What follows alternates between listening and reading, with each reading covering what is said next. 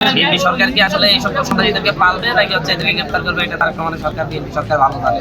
আমি নির্বাচিত হওয়ার পরে আমার বিভিন্ন এলাকায় আমার নেতাগুলিতে বাড়ি ঘরে যে হামলা করা হয়েছে, যারা আহত হয়েছে তাদেরকে দেখতে আমি সানন্দি ইউনিয়নের প্রকল্পতে যাই, সাবসিডি প্রকল্প। ওই জায়গায় একটা সন্ত্রাসী নেতৃত্বে যে এর আগেও কৌশল মোহাম্মদ বিএনপির প্রার্থী যিনি ছিলেন তারা শেষে 2018 সালে ওনার উপর আক্রমণ করেছিল, আমাদের উপর পিছন থেকে আক্রমণ করায় পরবর্তীতে সাধারণ মানুষরা আমরা প্রতি করে ওখানে অবস্থান নিয়ে তারপর আবার তারা এখানে আবার হামলা করে তিনবার হামলা করছে এবং আমাদের প্রায় 20-25 জন আহত হয়েছে। প্রশাসনের কাছ থেকে তেমন কোনো সহযোগিতা পাইনি, প্রশাসন পাইল না।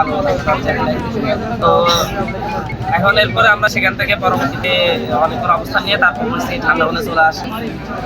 দেখি কি হয়, যদি প্রশাসন যদি ব্যবস্থা না নিতে পারে সাধারণ মানুষকে নিয়ে কি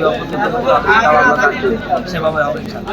সরকারের কাজ এই সকল সন্ত্রাসীদেরকে গ্রেপ্তার করে এদের বিরুদ্ধে ব্যবস্থা নেওয়া সরকারের দায়িত্ব। বিএনপি সরকার কি আসলে এই সকল সন্ত্রাসীদেরকে পালবে নাকি হচ্ছে এদেরকে গ্রেপ্তার করবে, এটা তার মানে সরকার বিএনপি সরকার ভালো জানে। তারা সারা দেশে যেভাবে লুটপাটকারী সন্ত্রাসী ছাদাবাজদেরকে একত্র করতেছে, তাদের দলের ব্যানারে বিএনপি ব্যানার, এটা বিএনপি শহীদ জিয়ার বিএনপি হচ্ছে বেগম জিয়ার বিএনপি, সেই বিএনপিতে কলঙ্কিত করতেছে। এটার বিরুদ্ধে তারেক রহমানেরই